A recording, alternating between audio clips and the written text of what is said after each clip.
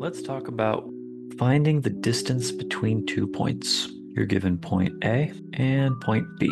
Point A with coordinates x1, y1. Point B with coordinates x2, y2. And then you're asked to find this distance. And what we teach kids is what's known as the distance formula. x2 minus x1, all of that squared, plus y2 minus y1, all of that squared, and then we find the square root of it. But I actually really don't like how convoluted this looks. It's encouraging memorizing something that doesn't really make much sense instead of understanding. When you look at the graph here, and we look at just the x coordinates, distance between the x coordinates right there,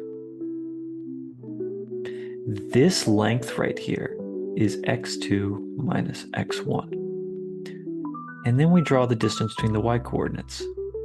That length is y2 minus y1.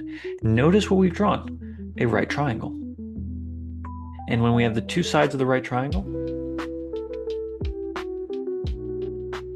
how do we find the hypotenuse? With the Pythagorean Theorem.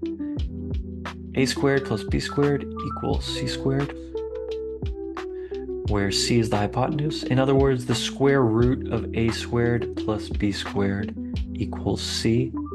And now notice the distance formula once again. See how d is actually the hypotenuse.